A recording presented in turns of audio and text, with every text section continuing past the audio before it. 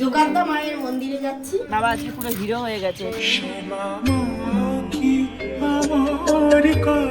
এখানে পুজোর উদ্দেশ্যে এসেছে, সবাই ভোগ ভেবেই খাচ্ছে, কিন্তু এত বিশ্রী খাবার পরিবেশন করা মানে। শাশুড়ি মা আর আমি এখন দুজনে মিলে স্কুটি চালাতে শিখতে এসেছি। না বাবা ধরে আছে। আমার মা সকালবেলা উঠেই এই যে রান্না করেছে দেখো। একাদশী ছিল, কাল থেকে খাইনি না, কালকে অন্ন খাইনি। কি করছো মা সকাল সকাল? সকাল সকাল এই যে হচ্ছে গরম গরম লুচি, আর হচ্ছে এখানে তরকারি হয়ে গেছে, গরম গরম লুচি তরকারি। আমরা এখন খাবো না, এটা আমরা নিয়ে যাব সঙ্গে। আমরা রেডি হয়ে গেছি, পূজাও রেডি হচ্ছে। এখন আমরা যাব হচ্ছে একটা মন্দিরে, তো সেখানে পুজো দেবো। পুজো দেওয়ার পর আমরা ওখানেই আজকে খাওয়া দাওয়া করবো। তো চলো, আজকে ব্লগটা খুবই ফাটাফাটি এবং ইন্টারেস্টিং হতে চলেছে, দেখতে থাকো। রেডি হয়ে গেছো? রেডি হয়ে গেছি। আজকে আমরা কোথায় যাচ্ছি বলো তো? আজকে যাচ্ছি মন্দিরে আমরা পুজো দিতে। মন্দিরটার নাম বলো স্বর্ণ? যোগাদ্দা মায়ের মন্দির। যোগাদ্দা মায়ের মন্দিরে যাচ্ছি।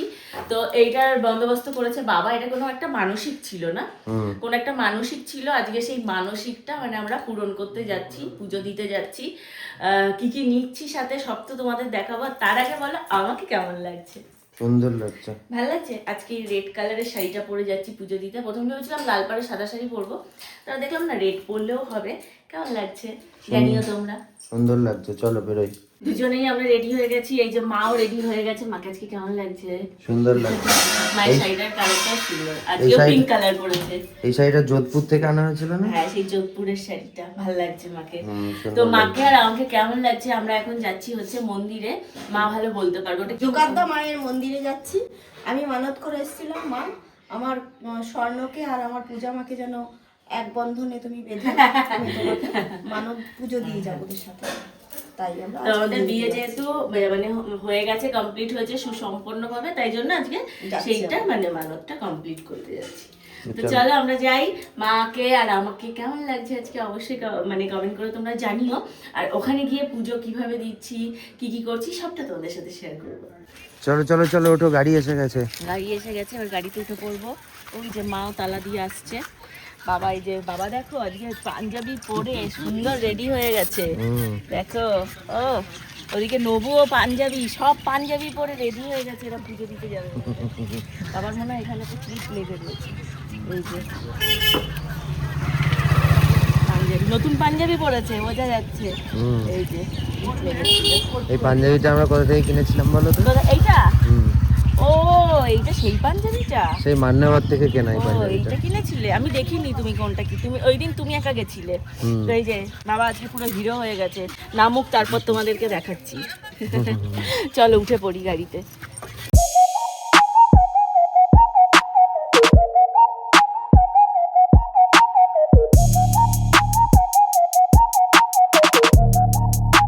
আমরা পৌঁছে গেছি। একটা ঘুম দিতে দিতে, ঘুম দিয়েছো? না, ঘুমাতে পারিনি আমি একটুখানি ঘুম দিতে দিতে পৌঁছে গেছি। এই যে চলে এসেছি মন্দিরের সামনে। চলো যাওয়া যাক ভেতরে।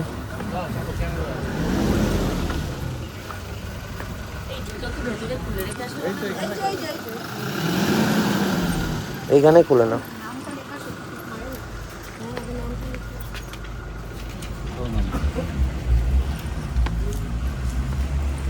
চলো, কোথায়? তো আমরা পৌঁছে গেছি মন্দিরের গর্ভগৃহের সামনে। চলো যাই। এটা হচ্ছে পুরনো মন্দির।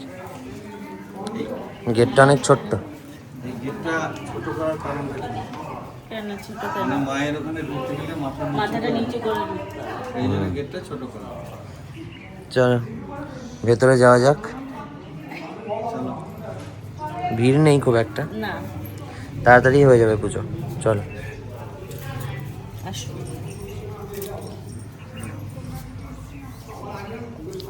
হ্যাঁ,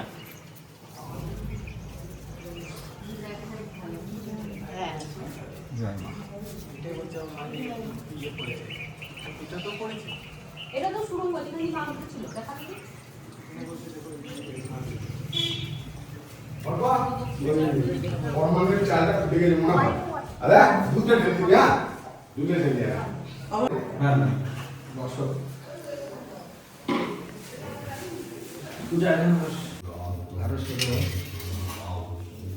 দেখতে পাবো।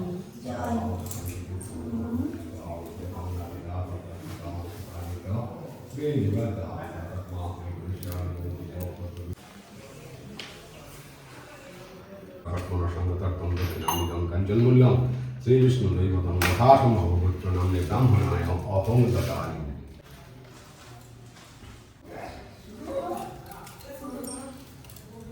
পুজো আমাদের কমপ্লিট হয়ে গেছে এখন।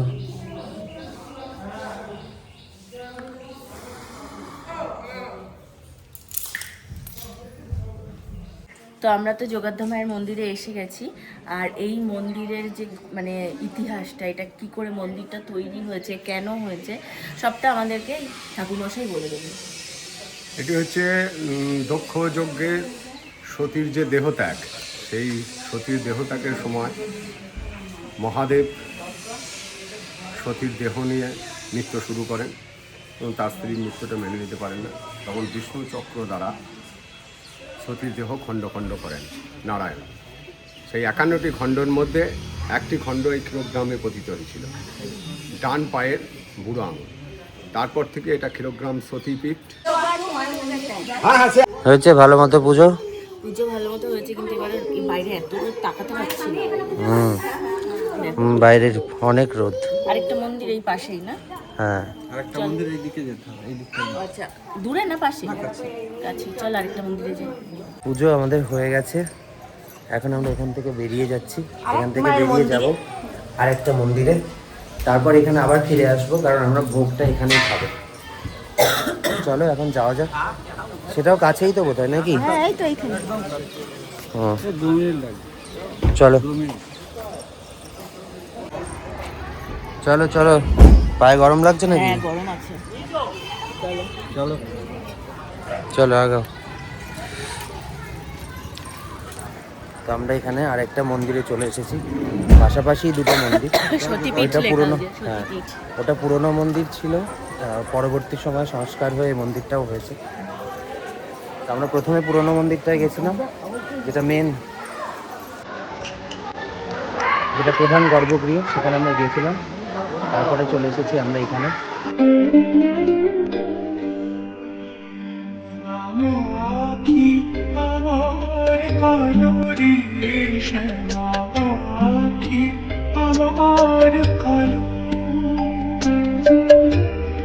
অনেক বড় বড় মাছ। এই মাছটা হ্যাঁ, কি মাছ এটা? এটা কি মাছ? জানি না, শোল মাছ মনে হচ্ছে। বাবা, এটা বিশাল সাইজ, বিগ সাইজ। কাতলাও আছে। না না, একটা বড় আছে, একটা অনেক বড়। এই যে মিডিলের এইগুলো দেখো। হ্যাঁ হ্যাঁ হ্যাঁ, অনেক বড় বড়। একবারে খেয়ে নিল অত বড় বিস্কিটটাই। ওই যে ওইটা একা একা হয়ে গেছে, দাও ওকে একটু খাবার দাবার দাও। আবার শেষ, একটু বড় প্যাকেটের বিস্কিট প্যাকেট কিনে আনছি। খাবার শেষ হয়ে গেছে? যা, বিস্কিট আছে এখনো? আছে। এই যে বড় বড় মাছ এখানে এসছে, মাছকে আমরা একটুখানি পরে খাবার দেব। খাবার আনতে গেছে নবু।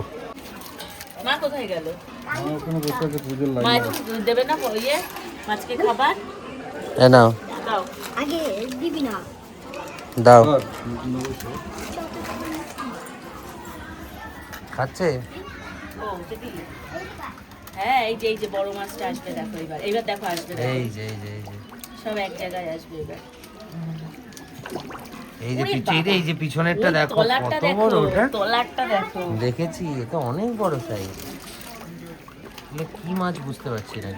না, পাঙাশ মাছ। ওগুলো হ্যাঁ। পাঙাশ। না না, আরেকটা হয় না কি মাছ? পাঙাশ। এই যে ওই বড়টাকে খুঁজছি। মজা লাগছে? মজা লাগছে, দেখো কত মাছ বাবা। এই দেখো। ইয়ে বাবা, ওটা 9 করে 10 কিলোর উপরে ওজন হবে। তা তো হবে, এই যে যে যে। তা তো হবে। দিদি কেমন আছো? তোমার ব্লগ আমি দেখি। ও, ভালো লাগে? হ্যাঁ, খুব ভালো লাগে। এই তো রিসেন্ট বিয়ে হলো তোমার। দাদা ভালো আছো? ছোট বড় এই মিলিয়ে। নবু দেখে পুজো হচ্ছে কি?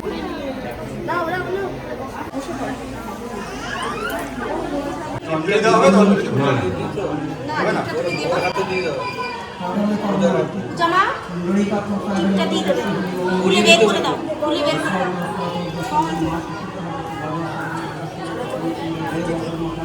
হাতে রাখো, গড়িয়ে নিতে বলো। হ্যাঁ খোলো খোলো।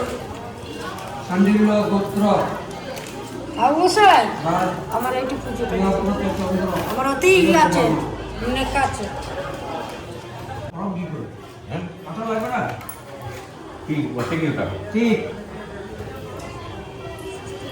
তুমি বলবে মা পড়াবে? মা পড়বে। তাহলে ওটা ইয়ে করতে হবে, আমাকে দিয়ে করে লিখতে হবে খাতায়।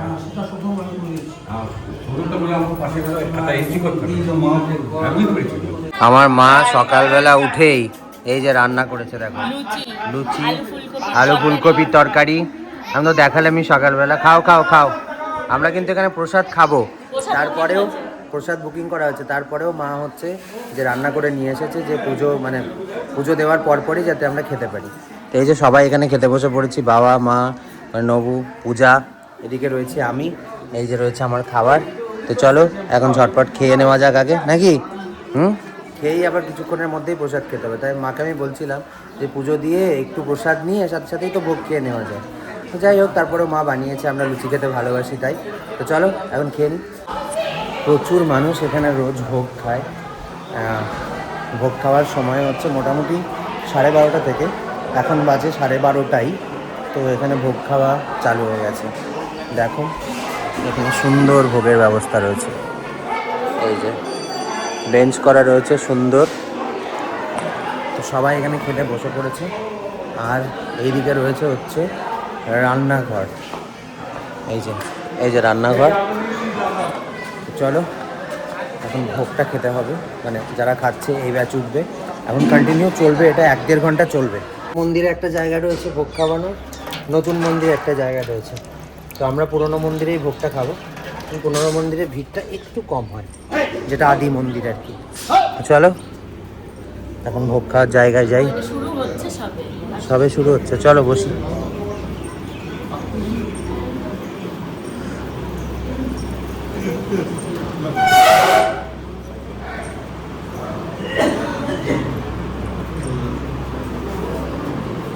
চলে এসছে ভাত, আর এখানে মিক্স একটা তরকারি।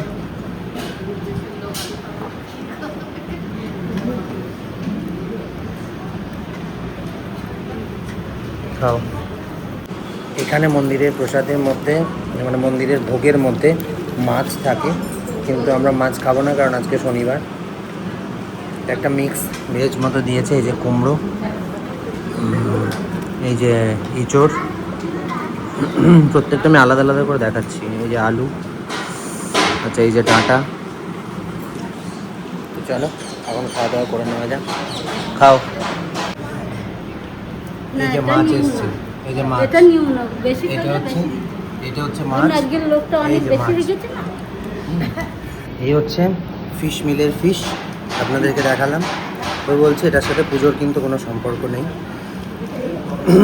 তো যারা যারা আসবেন জগদ্দা মায়ের মন্দিরে, তারা যদি খেতে চান অবশ্যই খাবেন। একমাত্র আমার বাবা হচ্ছে সত্যিকারের ভক্ত, সব পাত পরিষ্কার করে খেয়েছে, আর কেউ খেতে পারেনি এখানে যারা যারা বসে। একাদশী ছিল, কাল থেকে খাইনি না, কালকে অন্ন খাইনি, তো ওই জন্য আজকে ও। বাবা একটু খিদে পেয়েছে, তো খেয়ে নিয়েছে।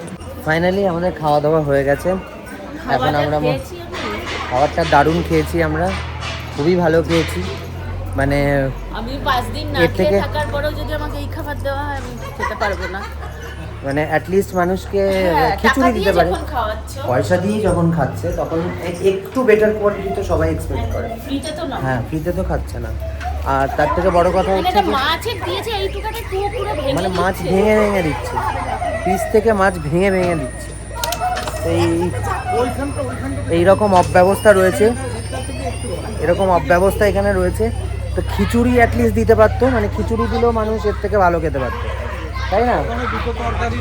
সব সবজিগুলো মিশিয়ে যদি একটা খিচুড়ি করে দিত তাও মানুষ ভালো খেতে পারতো। ভালো লাগবে হ্যাঁ, একটু নুন মিষ্টি। তো যাই হোক, যারা আসছো তারা চেষ্টা করো বাইরেই খাবার, এখানে খেও না, কারণ এখানে পয়সা দিয়ে খেলে এদের এই অব্যবস্থাটা চলতেই থাকবে দিনের পর দিন। এটা বন্ধ করতে গেলে সবথেকে বড় কথা, মানুষকে এখানে খাওয়া বন্ধ একজন করতে হবে। খেলে ঠিক আছে, যখন কেউ 10 জনের একটা ফ্যামিলি আনবে 60 টাকা করে, মানে 600 টাকা। পুরো জলাঞ্জলি শেষ। হুম। আমরা যেমন 3 আর এখনো ওয়েস্ট বেঙ্গলে মানে এরকম রয়েইছে যে 60 টাকায় যথেষ্ট ভালো পেট ভরে ভাত খেতে পারে। এত খারাপ খাওয়া হ্যাঁ। যায় না। মানে কি বলবো আর, সরকারি যে ক্যান্টিন চলে 5 টাকার, মানে তাতেও এর থেকে মনে হয় 50 গুণ বেটার খাবার থাকে। কি খাবার, সত্যি কথা, শুধু আলুর ঝোল, হলুদ গোলা। নুন নেই, মিষ্টি নেই, হ্যাঁ। এটা কি আর কেউ খাবে না এখানে? 60 টাকায় 60 টাকায় অনেক হোটেলে পেট ভরে ডিম ভাত দেয় এবং সেই খাবারের টেস্টও থাকে, তার সাথে ডাল থাকে, আলু ভাজা থাকে। ভাই অত কিছু দরকার নেই, সবাই এসছে এখানে পুজোর উদ্দেশ্যে এসেছে, সবাই ভোগ ভেবেই খাচ্ছে। কিন্তু এত বিশ্রী খাবার পরিবেশন করা মানে যারা করছে তাদের এটা পাপ, তাদের মানে অন্যায়। 60 টাকাটা কিন্তু কম নয়।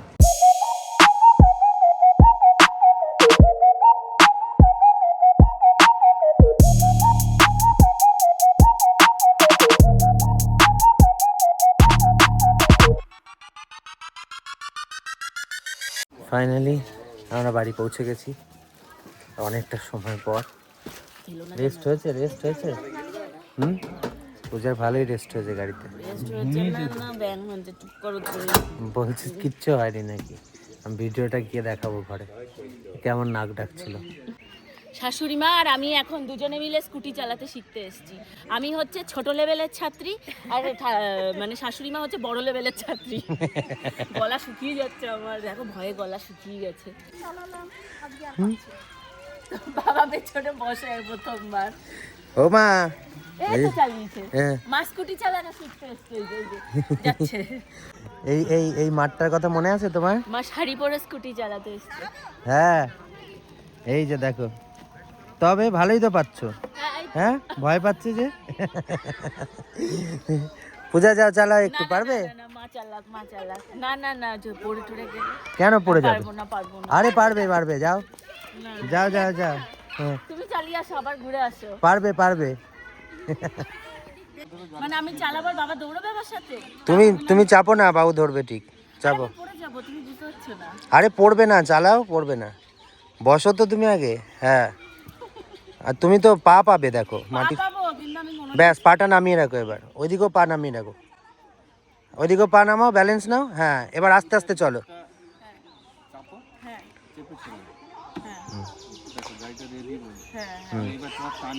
এবার আস্তে আস্তে ওইটা ডান হাতের ওইটা আস্তে আস্তে এক্সেলারেট করো স্লোলি। পড়াবো তো, আর আমার তো ব্যালেন্স নেই, আমি তো পড়ে যাবো। ওই জন্য তো দু পায়ে ব্যালেন্সটা রেখেছো, দু পায়ে তো ওই জন্য ব্যালেন্সটা আছে। বসো তাহলে হবে না। তুমি পারবে, তুমি দেখো মোড়া এটা দাও, ডান দিকে ওটা এক্সেলারেট করো, পড়ে যাক, কিছু হবে না, পড়বে না, চলো। বাও ধরে আছে। আরে এইটা ছাড়ো, ডানাতে ব্রেকটা ছাড়ো। হ্যাঁ, আস্তে ব্রেক, এই তো ব্রেকটা ছাড়ো, ডানাতে ব্রেকটা ছেড়ে দাও।